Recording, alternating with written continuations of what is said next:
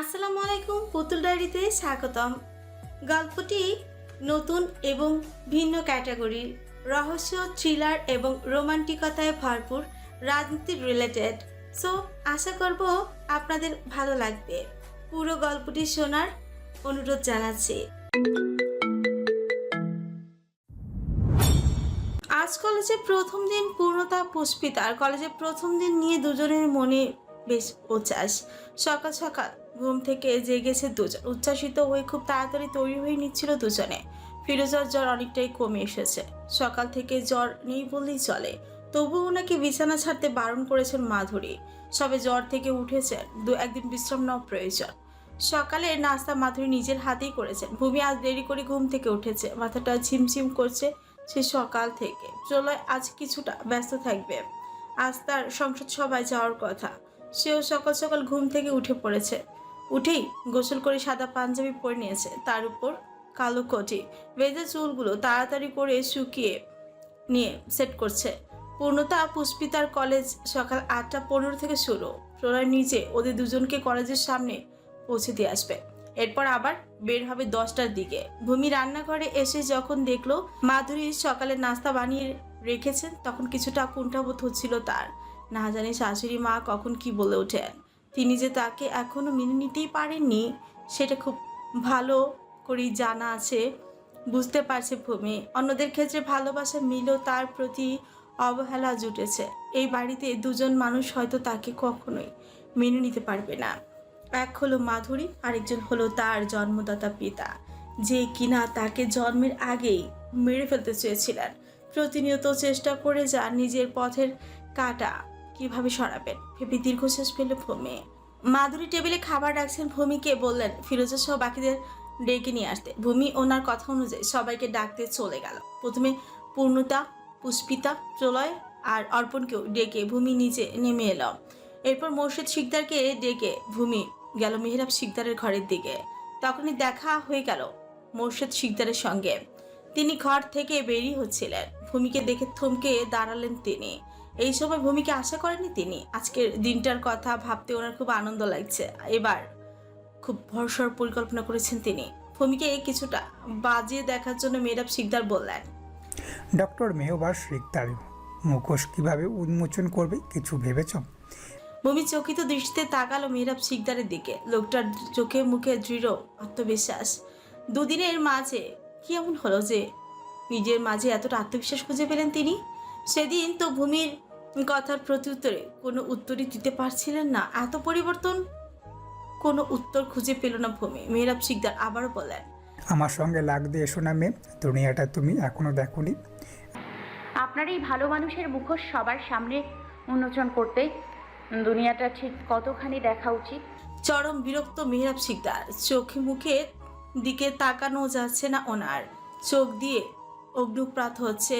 মেহরাব শিকদার চিবিয়ে চিবিয়ে বলেন, আচ্ছা ঠাটা আর ধুরন্ধর মেয়ে তো তুমি। ভূমি তাচ্ছিল্য করে হেসে বলল, একই রক্ত কিনা? বয়স কম তো, তাই রক্ত গরম। অন্যের চরকায় তেল না দিয়ে নিজের চরকায় তেল দাও। সেটাই দিচ্ছি।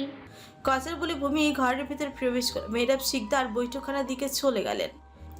ঘরে ফিরোজা বিছানা গোছাচ্ছেন। ভূমি ঘরের ভিতর প্রবেশ করতে তিনি গালিলি হাসলেন। ওনার হাত থেকে বিছানার ঝাঁটাটা নিজের হাতে নিয়ে বলল, আমি করে দিচ্ছি চাচিমা। তুমি এখন কেমন আছো? আমি ঠিক আছি ভূমি, তুমি এত বস আমি ঠিক আছি ভূমি, তুমি এত ব্যস্ত হইও না।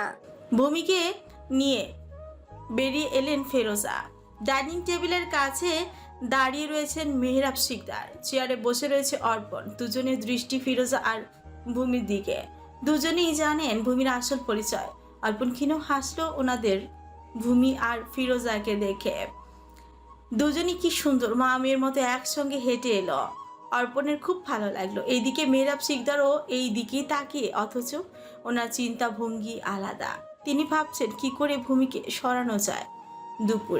আজ দুপুর থেকে মনটা ভালো না ভূমির।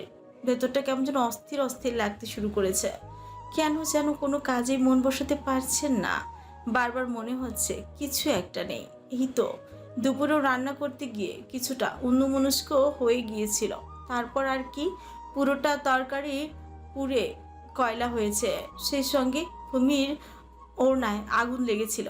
তখন রান্নাঘরে মাধুরী ছিলেন। তিনি তাড়াহুড়ো করে চুলো নিভিয়ে ভূমির ওড়না থেকে আগুন নিভিয়েছেন, তবে গম্ভীর স্বরে জিজ্ঞেস করেছিলেন, মন কোথায় থাকে?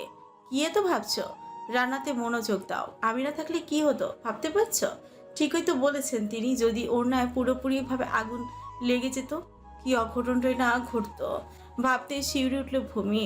মাধুরী তাকে ঘরে পাঠিয়ে দিলেন। বাকি কাজটা তিনি আর ফিরোজা সামনে নিতে পারবেন। ঘরে এসে আবার অন্যমনস্ক হয়ে গেল ভূমি। সে কি ভাবছে নিজেও বুঝতে পারছে না। সময় অতিবাহিত হতে লাগলো। ভূমি একটিবার ভাবলো হয়তো গোসল করলে শরীরটা একটু হয়তো ভালো লাগবে, তাই সে নিজের জামা কাপড় নিয়ে ওয়াশরুমে চলে গেল। সকালবেলা সন্ধ্যাবেলা পূর্ণতা পুষ্পিতার নতুন টিউটর এসেছিলেন। শুরু থেকে পড়াশোনায় মনোযোগী হচ্ছে ওরা। মেয়েদের পড়াশোনা খুব স্ট্রিক্ট মোর্শেদ শিকদার। যাই হয়ে যাক না কেন, পড়াশোনায় সময় মতো হওয়া চাই। ছোট থেকেই ওদের জন্য বাসায় টিউটর রাখা হয়। স্কুল কলেজ ছাড়া বাইরে যাওয়া হয় না ওদের। যা দরকার হয় তাই বড় ভাইয়া আর নয়তো ছোট ভাইয়া কিনে এনে দেয়, আর নয়তো মাকে জানায়। এদিকে টানা 1.5 ঘন্টা পড়াশোনা করে খুবই ক্লান্ত পূর্ণতা পুষ্পিতা ভাবলো একটিবার তাদের ভাবিমণির সঙ্গে দেখা করে আসবে। যেই ভাবা সেই কাজ। দুবনি চলে গেল তাদের ভাবির কাছে।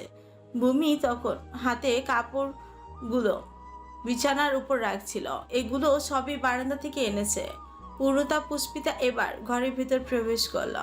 ভূমি এবার তাদের দুজনকে জিজ্ঞেস করলো, দাঁড়িয়ে তোমাদের কলেজের প্রথম দিন কেমন কাটলো?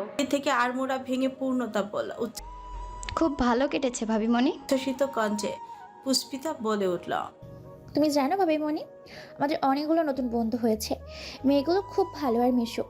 ওদের মিশুক মনে হয়েছে, কারণ আমার রায়বাঘিনী ননদিনীরা যে এত ভালো আর মিশুক। পূর্ণতা এসে ভূমিকে জড়িয়ে ধরে বলল, আমাদের ভাবিমণি যে খুব খুব খুব ভালো আর মিশু, এই যে কত তাড়াতাড়ি আমাদের সকলের সাথে সহজ হয়ে গেছে, আমাদের পরিবারে মানিয়ে নেওয়ার চেষ্টা করছে, মায়ের সমস্ত কটু কথা নীরবে সহ্য করছে। হয়েছে হয়েছে। এবার পুষ্পিতা এসে ভূমির গাল দুটো টেনে দিয়ে বলল, আয় পূর্ণ, তুই একটা জিনিস খেয়াল করছিস? পূর্ণতা জিজ্ঞেস করলো, কি? আমাদের ভাবিমণি আগে থেকে গোলুমোলু হয়ে গেছে, এখন তাকে দেখতে আরো বেশি সুন্দরী লাগে। পূর্ণতা পুষ্পিতার গাল দুটো টিপে দিয়ে এবার ভূমি বলল। তোমাদের বেশি ভালোবাসায় আমি মোটু হয়ে গিয়েছি।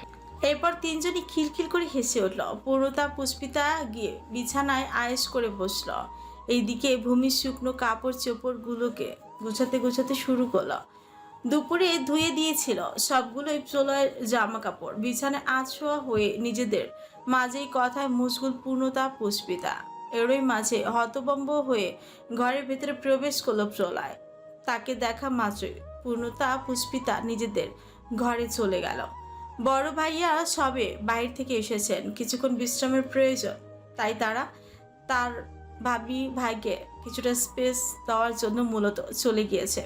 বিছানার উপর গুছিয়ে রাখা কাপড় চোপড়গুলোকে ওয়ার্ড্রোপে রেখে দিল। এদিকে মাথায় হাত দিয়ে বসে রয়েছে প্রলয়। সে যে গভীরভাবে কিছু একটা ভাবছে তা বেশ ভালোই বুঝতে পারল ভূমি। সে গিয়ে প্রলয়ের সামনে দাঁড়ালো। কাঁধে হাত রাখতে প্রলয় মুখ তুলে তাকালো। লোকটার চোখ দুটো লাল হয়ে রয়েছে। লোকটা কি কোনো কারণে রেগে আছে? বুঝতে পারল না ভূমি। হুট করে প্রলয় তাকে জড়িয়ে ধরল। শরীরটা কিছুটা গরম রয়েছে, জ্বর এলো না তো? ভূমি তার কপালে হাত রাখলো, কপালও কিছুটা গরম। প্রলয় তাকে আষ্টি পিষ্টে জড়িয়ে ধরেছে। নিঃশ্বাস নিতে অসুবিধা হচ্ছে ভূমির। এভাবেই কিছুটা সময় কেটে গেল। ভূমিও কিছু বলল না। কিছু হলে তো নিজে থেকেই বলবি। এমন কোনো কথা নেই যা এমপি মশাই তার থেকে লুকিয়ে রাখে, অথচ সে তার জীবনের সবচেয়ে বড় সত্যিটাই লুকিয়েছে প্রলয়ের কাছ থেকে। হয়তো কোনো একদিন সব সত্যি উদ্ঘাটন হবে, অথবা হবে না। সময় অতিবাহিত হতে থাকলো। প্রলয় মুখ তুলে ভূমিকে তাড়া দিয়ে বলল, আমাদের আজ অনিন্দনগর যেতে হবে। আনন্দনগরের নাম শুনে সহসাই অবাক হলো ভূমি। সেই সঙ্গে চিন্তার ভাঁজ পড়ল গরু মুখশ্রীতে। ভূমি জিজ্ঞেস করলো, কিন্তু কেন হঠাৎ করে গ্রামে কেন যাব? আপনি আগে তো বলেননি যে আজ আমরা গ্রামে যাব। এই মুহূর্তে কোনো কিছুই ভালো লাগছে না প্রলয়ের। তার উপর ভূমি ক্রমাগত প্রশ্নে চরম বিরক্ত সে, তাই কিছুটা থমকে উঠল। এত প্রশ্ন ভালো লাগছে না, তুমি রেডি হবে? হুট করে প্রলয়ের এমন ব্যবহার খুবই অবাক হলো ভূমিকে, সেই সঙ্গে কিছুটা খারাপও লেগেছে। কই, এই 3 মাসে তো ভুল করে খারাপ ব্যবহার করেনি লোকটা, তাহলে আজ কি হলো? আনন্দনগর নাম শুনে হুট করে ভূমির মনটা কুগাইছে, ভেতরটা ধক করে উঠল ভূমির, অসার হাত পা কেঁপে উঠল। মনের ভেতর তো অনেক কথায় ঘুরপাক খাচ্ছে। প্রলয়কে জিজ্ঞেস করা প্রয়োজন। ভূমি শুকনো ঠোক গিলে বলল, এমপি মশাই, আমার আম্মা ঠিক আছেন তো? শেষ রাতের দিকে কালো রঙা গাড়িটা এসে থেমেছে মোড়ল বাড়ির সামনে। মন্টু, মনীষসহ মোড়ল বাড়ির সবাই সদর দরজার দিকে বসে রয়েছেন। সকলেই কাছেন। সাদাত, মোড়ল আর নাজমা খুব স্নেহ করতেন মহুয়াকে, ছোট বোনের নজরেই দেখে এসেছেন তিনি। মোড়ল বাড়িতে প্রায় 15 বছর ধরে কাজ করছেন মহুয়া। নিজের কাজে সবসময় খুব নিষ্ঠার সঙ্গে পালন করেছেন তিনি, কখনো কোনো কাজে গাফলতি করেননি। আরস, ইরা, মণি আর মন্টুও খুবই সম্মান করতো মহুয়াকে, এমনটা কেউই আশা করেনি। সামনেই একটা খাটিয়ায় পড়ে রয়েছে একটা নিথর দেহ, যার আপাদমস্তক সাদা কাপড় দিয়ে ঢেকে রাখা। সামনের দিকে এগিয়ে যাওয়ার শক্তিটুকুও অবশিষ্ট নেই ভূমির। হাত পা কেমন অসাড় হয়ে আসছে। প্রলয় তার হাতটা শক্ত করে ধরে রয়েছে। শার্টর রাস্তা বেশ অস্থিরতায় কেটেছে। এক মুহূর্তের জন্য দু চোখের পাতা এক করেনি ভূমি। বারবার প্রলয়কে জিজ্ঞেস করেছে তার আম্মা ঠিক আছে তো। আশানুরূপ কোনো জবাবই মেলেনি প্রলয়ের কাছ থেকে। ভূমিকে নিয়ে সামনের দিকে এগিয়ে এলো প্রলয়। তাদের দেখা মাত্রই দাঁড়িয়ে পড়েছে সকলে। ইরা উঠে এগিয়ে গেল ভূমির কাছে, অর্পণও এসেছে সঙ্গে। প্রলয়ের কাছ থেকে কথাটা শোনার পর নিজেকে ধরে রাখতে পারে। মায়ের সমতুল্য মহুয়াকে খুবই সম্মান আর শ্রদ্ধা করতো সে। ওরা 3 জনই সদর দরজার কাছে এগিয়ে এসেছে। প্রলয়ের দিকে তাকিয়ে ভূমি জিজ্ঞেস করলো, এখানে কে শুয়ে রয়েছে? কেউই কোনো উত্তর দিতে পারলো না। প্রলয়ও কিছু বলছে না, কি করেই বা বলবে সে কথাটা। তারও তো যে বড্ড খারাপ লাগছে। মহুয়া যে তারও মায়ের সমতুল্য, কেউ কিছু বলছে না দেখে এবার ভূমি কিছুটা চেঁচিয়ে প্রলয়কে বলল, এখানে কে শুয়ে রয়েছে? আপনি অন্তত কিছু বলুন। সেই সন্ধ্যা থেকে এখন অবধি চুপ করেই রয়েছেন। ইরা এসে ভূমিকে শান্ত করার চেষ্টা করলো, কিন্তু কিছুতেই কিছু করতে পারলো না। ভূমি ক্রন্দনরত কঞ্চে বলল, অন্তত তুমি কিছু বলো ইরা। ভূমির কাঁধে হাত রেখে ইরা বলল, নিজেকে সামলাও ভূমি। মানুষের জীবনের সবচেয়ে বড় সত্যি হচ্ছে সবাই চিরকাল বেঁচে থাকে না, মৃত্যু দিয়েই তাদের জীবনের উপসংহার ঘটে। মহুয়া আন্টি আমাদের ছেড়ে চলে গেছেন, উনি আর কখনো আমাদের মাঝে ফিরে আসবেন না। এই সত্যটাকে তুমিও মেনে নাও।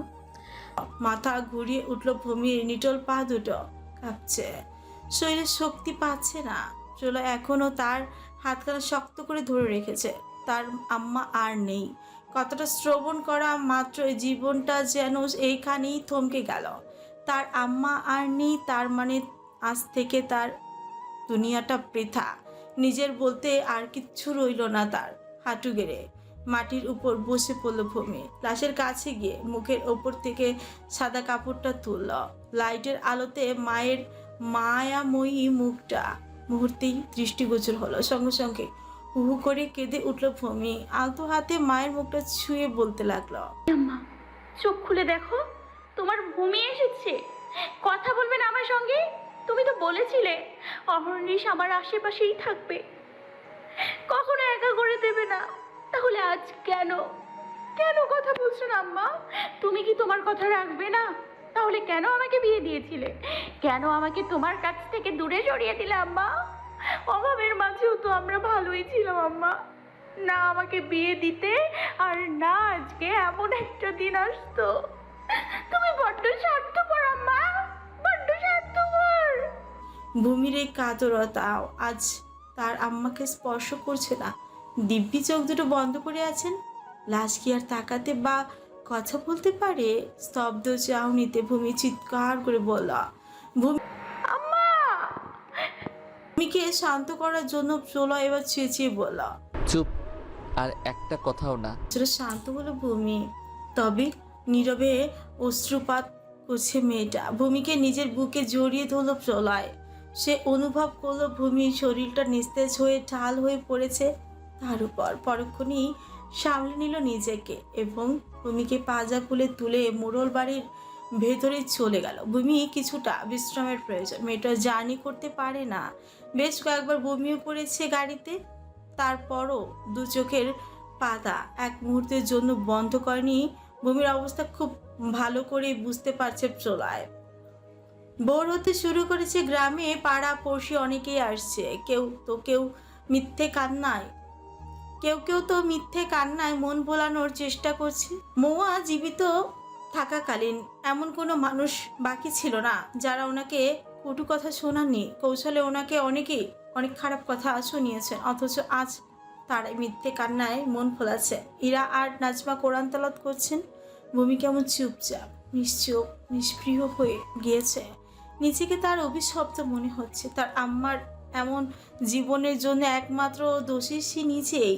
আজ থেকে ভূমির জীবনে শুধু হাহাকার নেমে এসেছে। সকাল 10টার পর জানাজা অনুষ্ঠিত হবে।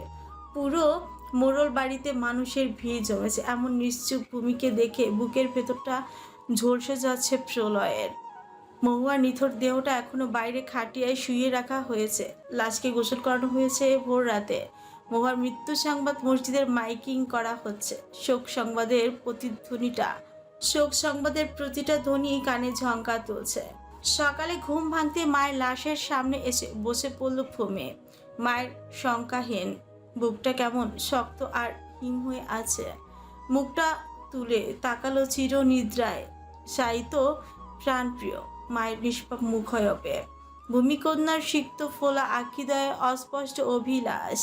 এই বুঝি আম্মা চোখ খুল মেলে তাকালো, এই বুঝি ভূমি বলে কাছে ডাকলো। কিন্তু হায়, আম্মা যে আর চোখ মেলতে চাইবেন না, একটিবার ভূমি বলে ডাকবেন না। ভূমি ডুকরে উঠল। বাস্তবতা যে বড়ই তিক্ত ক্রন্দনরত কণ্ঠে বলতে লাগলো, তোমার ভূমি যে একা হয়ে গেল আম্মা, একদম একা। না তার বাবা আছে আর না তার আম্মা। তুমি কেন আমাকে একা করে চলে গেলে আম্মা? এই নিষ্ঠুর দুনিয়ায় তোমার ভূমি যে বড্ড একা। বেলা বাড়তে শুরু করেছে, সেই সঙ্গে পাল্লা দিয়ে বাড়ছে রোদের রুষ্ঠতা। ভূমিকে কিছুতেই লাশের পাশ থেকে সরানো যাচ্ছে না। মেয়েটা কেমন পাথর হয়ে গেছে, চোখ দুটো হয়ে আছে শুকনো। প্রলয় জোর করে ভূমিকে তুলে নিয়ে ইরার কাছে দিয়ে এলো। এতে করে পাগলামিটা আরও বেড়েছে মেয়েটার। ছাড়া পাওয়ার জন্য চটপট করতে শুরু করেছে অনবরত। শোকের মাঝে সারাটা দিন কি অবলীলায় কেটে গিয়েছে। বিষণ্ণতা, উদাসীনতা। ভূমি সুনিপুণভাবে নিজেকে চার দেয়ালের মাঝে বন্দি করে রেখেছে। কারোর সাথে কথা পর্যন্ত বলেনি, কেমন নিস্তব্ধ হয়ে গিয়েছে। খাওয়া দাওয়া ঠিক করে করেনি, এতে করে আরও দুর্বল হয়ে পড়েছে। সারাক্ষণ শুয়েই থেকেছে, মাথা তুলে উঠে বসার শক্তিটুকু অবশিষ্ট নেই।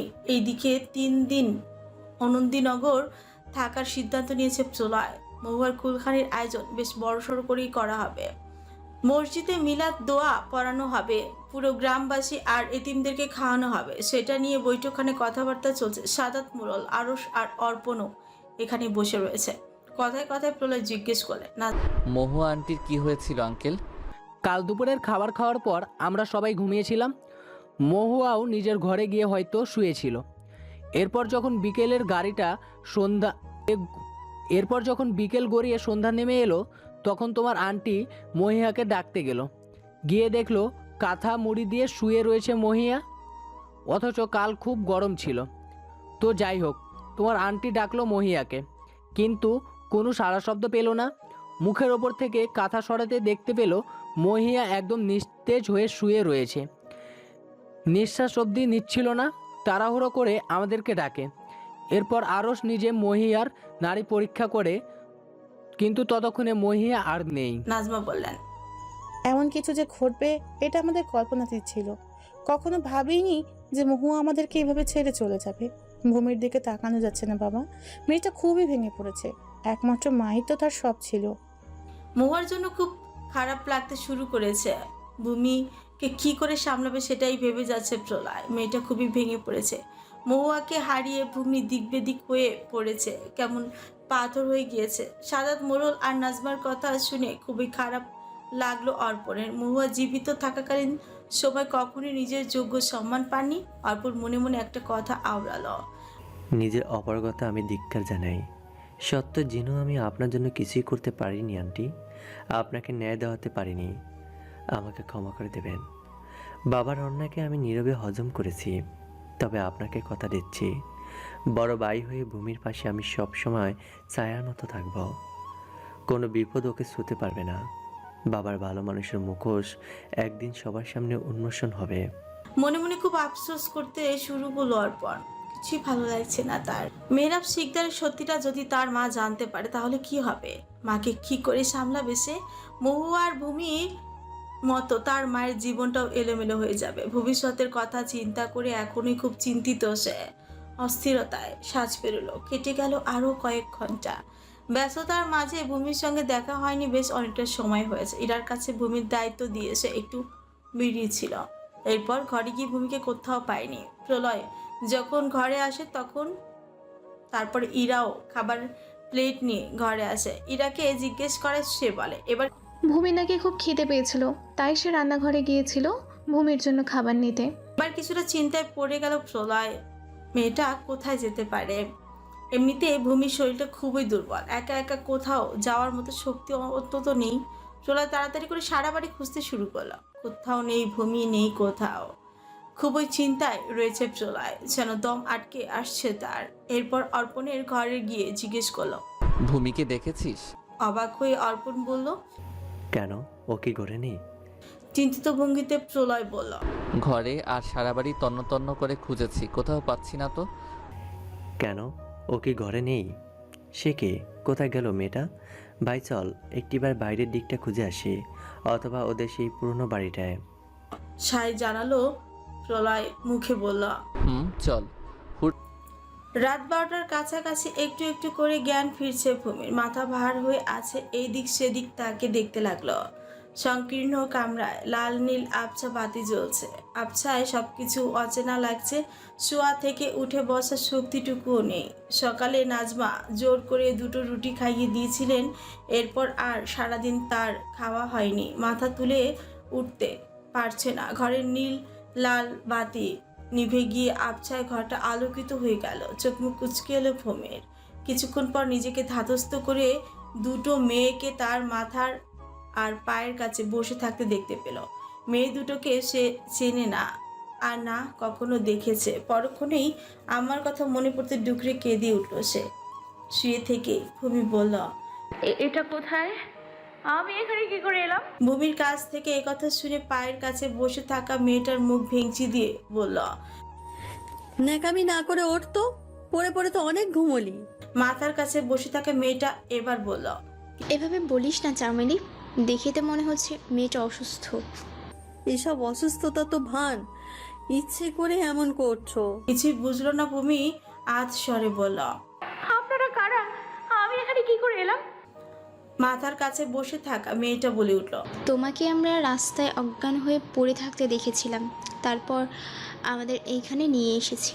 ভূমির মনে পড়লো সে তো তার মায়ের কবরের সামনে গিয়েছিল। দূর থেকে মায়ের কবরটা দেখতে চেয়েছিল। দুর্বল শরীর নিয়ে একটু একটু করে বেরিয়েছিল। প্রলয়কে পর্যন্ত বলেনি। হুট করে ভূমির শরীরটা আবারও খারাপ করতে শুরু করেছে। শরীর ঘামতে শুরু করেছিল। হাত পা দুটো নিরাশ হয়ে পড়েছিল। ভূমি দু চোখ মেলে তাকিয়ে থাকতে পারছিল না। এরপর অচৈতন্য হয়ে ঢলে পড়েছিল। তারপর আর কিছু মনে নেই তার। সবকিছু মনে পড়ে ভূমি বলল, এই জায়গাটা কোথায়? দয়া করে আমাকে আমার বাড়িতে পৌঁছে দিন। আমার স্বামী হয়তো আমার জন্য চিন্তা করছেন। এর মাঝে এখানকার সর্দারনি এলেন। পাতলা ফিনফিনে বাসন্তী রঙা শাড়ি, রঞ্জিত অদর কোণে হাসির ছোঁয়া, বড় বড় পা ফেলে ঘরের ভেতরে এলেন তিনি। ওনাকে দেখে মাত্রই মেয়ে দুটো দাঁড়িয়ে পড়ল। ভূমি উঠে বসার চেষ্টা করল, অবশেষে সফল হলো সে। বালিশে আছোয়া হয়ে বসল। মহিলা এবার বলে উঠলেন, অসুস্থ বলে পার পেয়েছিস মেয়ে, একটা দিনের সময় দিলাম, ভালো মতো খাওয়া দাওয়া করে নিজেকে সুস্থ করে তোল। আয় চামেলি। তিথি? জি ম্যাডাম। কাস্টমারদের ডিমান্ড বাড়ছে, তাদের নাকি নতুন মেয়ে লাগবে। এই মেয়েকে তোদেরই তৈরি করতে হবে। দেখতে শুনতে তো আগুন সুন্দরী, কাস্টমারের ভিড় জমে যাবে। চামেলি বলল। আপনি কোনো চিন্তা করবেন না ম্যাডাম। ভূমি এদের কথা কিছুই বুঝতে পারলো না, তবে এরা যে মোটেও সুবিধার নয় সেটা ঠিকই এতক্ষণে বুঝে গিয়েছে। এতটুকু একটু একটু করে বিছানা থেকে নামতে আরম্ভ করলো, মুখে বলল, আমাকে আমার বাড়িতে পৌঁছে দিন। আমার স্বামী আর পরিবার হয়তো খুব চিন্তা করছেন। নিজের কাজে হস্তক্ষেপ সহ্য হয় না পিঙ্কির। অল্পতে রেগে গেলেন ভূমির উপর। রেগে গিয়ে ভূমির গাল চেপে ধরে বলে, এখানে একবার যে আসে মৃত্যুর আগ অবধি এখান থেকে বেরোতে পারে না। তুমি নিজেকে তৈরি করো। শুদ্ধ বাংলা ভাষায় বলছি, পুরুষ মানুষদের আনন্দ দিবি। আমার কথা না শুনলে তোর এমন হাল করব। তিথি এগিয়ে এসে বলল, আমি সব বুঝিয়ে দেবো ম্যাডাম। বুঝিয়ে দিস ভালো করে। চামেলি, আয় তো আমার সঙ্গে। সর্দানি পিঙ্কির পেছন পেছন চামেলিও চলে গেল। ভূমি আর দাঁড়িয়ে থাকতে না পেরে বিছানায় বসে পড়ল। মাথা ঘোরাচ্ছে তার। তিথি তাকে ধরল, হাতটা সরিয়ে ফেলল ভূমি। সদ্য মাকে হারিয়ে কোন বিপদের মুখে পড়েছে সে। এরই মাঝে খাবার দিয়ে গেল চামেলি। পিঙ্কি তাকে দিয়ে ভালো ভালো খাবার পাঠিয়েছেন। ভূমিকে যে দ্রুত সুস্থ হতে হবে, এখন থেকে উচ্চ আকাঙ্ক্ষার চূড়ায় উঠে নামছে পিঙ্কি। ঘর থেকে চামেলি চলে যেতে তিথি খাবারের প্লেটটা বিছানার উপর রেখে ভূমিকে বলল, খাবারটা খেয়ে নাও মেয়ে। খাবো না আমি, আমাকে দয়া করে আমার বাড়িতে পৌঁছে দিন। খাবারটা না খেলে তুমি আরো দুর্বল হয়ে পড়বে। আমি কিচ্ছু খাবো না, চলে যান আপনি আমার সামনে থেকে। ভূমি এই তেজি ছটফটানো দেখে খুবই খারাপ লাগলো তিথির। এই জীবনে এখানে যখন প্রথম এসেছিল তখন তো সেও এমন ছটফট করছিল। এখান থেকে পালানোর কম তো চেষ্টা করেনি সে। এর জন্য দিনের পর দিন মার খেয়েছে পিঙ্কির হাতে। একটা সময় পর সবটা সহ্য করে নিয়েছে। জানালাবিহীন চার দেয়ালের মাঝে নিজেকে স্থাপন করেছে। হতে হয়েছে প্রতিদিন নিত্য নতুন পুরুষের শয্যার সঙ্গে। আজ ভূমিকে দেখে পুরনো নিজের কথা মনে পড়ে গেল তিথির। বজ্র মায়া হলো মেয়েটার উপর। খাবারের প্লেটটা বিছানাতে ঢেকে রেখে বলতে লাগলো, শোনো মেয়ে, তোমাকে একটা কথা বলি। আমি আপনার কোনো কথা শুনতে চাই না। আমার উপর দয়া করুন, যেতে দিন আমাকে এখান থেকে। এইখানে যারা থাকে তারা কিন্তু সবাই খারাপ না।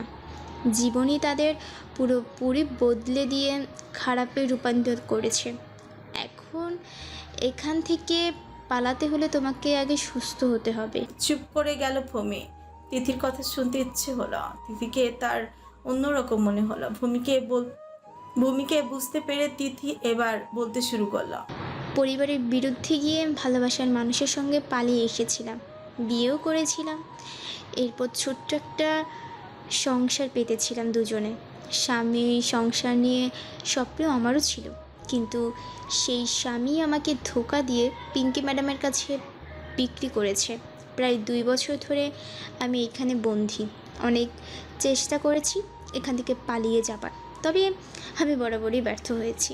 ভূমি থম মেরে রইল। ভালোবাসার মানুষের কাছ থেকে বিশ্বাসঘাতকতা আর ধোঁকা পাওয়ার কষ্টটা হয়তো তার জানা নেই, কিন্তু সে উপলব্ধি করতে পারে এমন এক বিশ্বাসঘাতকতার ঘটনা তো তার আম্মার সাথেও ঘটেছিল। আম্মার কথা মনে পড়তেই আবারও কাঁদতে শুরু করলো ভূমি। তিথি ব্যস্ত হয়ে ভূমির চোখের পানি মুছিয়ে দিল। এখানে অনেক মেয়েই এসেছে, তবে তাদের মাঝে টাকার একটা তীব্র লোভ ছিল। তারা আপোষেই গণিকার জীবনটাকে বেছে নিয়েছিল, কিন্তু ভূমিকে তার আলাদাই মনে হলো। তিথি ভেবে নিল যত যাই হোক সে ভূমিকে এখান থেকে পালাতে সাহায্য করবে। সে জিজ্ঞেস করলো, তোমার নাম কি? ক্ষীণ দুর্বল স্বরে ভূমি বলল, ওয়াজিহা মেহরা ভূমি। নামের মতোই তুমি ভীষণ সুন্দরী, স্নিগ্ধ আর কোমল। আমাকে এখানে কেন আটকে রাখা হয়েছে? পিঙ্কি ম্যাডাম যা যা বলেছে তা তো শুনেইছো। এইখানে আমাদের নিত্যদিন নিত্য নতুন কারো না কারো শয্যাসঙ্গী হতেই হয়। পুরুষরা এই জায়গাটাকে গণিকা অথবা নিষিদ্ধ পল্লীও বলে থাকে। রাতের আধারে এই সভ্য সমাজের পুরুষরাই এইখানে আমাদের মতো গণিকাদের ভোগ করতে আসে। গণিকা, গণিকালয়, নিষিদ্ধ পল্লী এই শব্দগুলোর সঙ্গে পরিচিত নয় ভূমি, তবে তিথির কথার মর্ম বুঝতে পেরেছে সে। রুহু কেঁপে উঠল তার। কি করে এই নরক থেকে রেহাই পাবে সে? অঝরে কেঁদে দিল মেয়েটা। তিথি উঠে গিয়ে একবার দরজার কাছে গেল। না, বাইরে এখন কেউ নেই। এই সুযোগে ভূমির কাছে এসে বলল, আমি বড্ড সহজ সরল মেয়ে। আমি চাই না আমার মতো করে তোমার জীবনটা এভাবে নষ্ট হয়ে যাক। আমি তোমাকে পুরোপুরি সাহায্য করব এখান থেকে পালিয়ে যাওয়ার। তবে তার আগে তোমাকে তো সুস্থ হতে হবে। তাই বলছি, খাবারটা খেয়ে নাও।